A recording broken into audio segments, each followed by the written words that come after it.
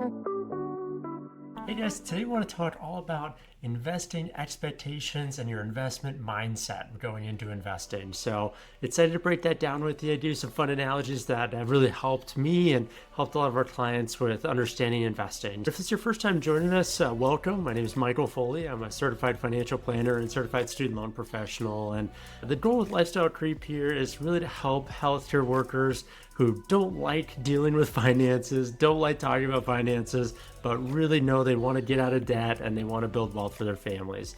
If that falls into your camp, welcome. You're not alone. This is who we want to be talking to. So we want to simplify the complex and help our clients to make more intentional financial decisions. So really, thanks for joining. And so let's dive in. So today, talking about expectations, one of the things that I found is when I go off to work every morning, my wife comes to me and asks me, what time are you going to be home from work, right? And so what I've found is that, when I look at my schedule, I'm usually right on the dot. I know that, hey, my last meeting's at this time, so I'm probably going to be home at, 5 o'clock. But if I show up, if I get home at 4:30, she's stoked, right? She's like, oh my gosh, that's awesome. I wasn't expecting you. But if I show up at 5:30, she's going to be like, where have you been? You told me 5 o'clock, right? And so expectations, especially when it comes to investments, are really important. And so, when we look at it, a lot of people have expectations that are really hyped up by what's going on in our society. And there's a lot of quote unquote get rich quick schemes that if you just do this one cool real estate trick and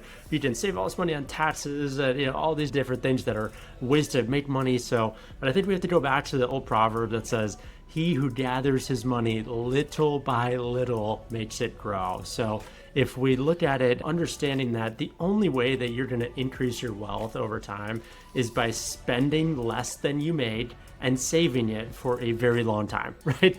Period. We have to spend less than we make. You can be making $3 million a year, but if we spend all of it, you're not building wealth, right? It doesn't matter your income. It's how much are we actually saving of that, right? So when we look at it, a lot of people will think, oh, well, once I start investing, then that's going to be, I can stop saving, right? And they're like, well, no, not necessarily. If you think of it, I like to describe investing as kind of like the walkway at the airport, like the moving walkway at the airport that you walk on, and it helps you to walk a little bit faster. So maybe you just walking along on this moving walkway might be the equivalent to somebody else jogging or running next to you without that walkway. So that's what investments are, right? Investments are the moving walkway. So it's not a replacement of you walking. It's going to help enhance your savings. So when you're setting money away from your income, right? We have to spend less than we earn. We put money away. We save it. And then if we can invest that money, that moving walkway is going to help us to enhance that amount, right? But guess what? If you save even more, instead of like walking, it's like you're running on the moving walkway, which is going to even further enhance that, right? But the biggest control thing that you have is how much do you put into the account, right? So if you think about it, let's just run some math here, okay? So let's say you put in $1,000 into an investment account, and let's say you get absurd returns, right? This is just like unheard of returns. You get 100% return on your money. If we're looking at, a lot of other long-term investments yielding anywhere from 8 to 12% return in an aggressive growth portfolio, right? Let's just say that's pretty good. But let's say you get 100% return on your $1,000. Great. Well, now your $1,000 has now turned into $2,000, right?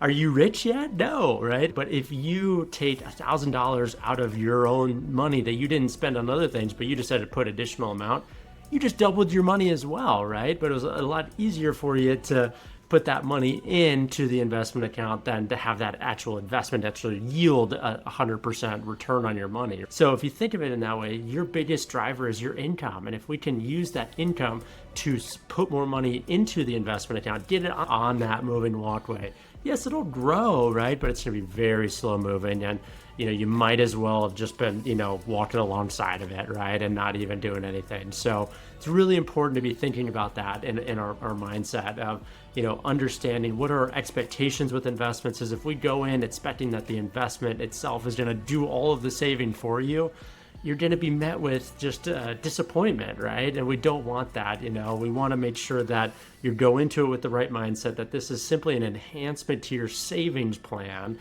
The only way that this is going to build, the only way that we're actually going to build wealth for our family is by putting more money into it, period. And we have to do that for a very long time, spending less than we earn, right? So hopefully this has been helpful to just kind of help you understand the investment philosophy of how we want to be thinking about investing in your own finances and really simplify the complex of this investing world, right? We take money that we don't spend, that we earn money, don't spend some of it, put it into investment, let it grow over time. So thanks so much for joining. And if you have questions on your own individual investing or feel that you're overwhelmed with all the different options that you have, our team would love to come alongside you and help guide you through this unnecessarily complex world of finances and investments and help you identify a good plan for your family. So thanks so much for joining, and we'll see you in the next episode.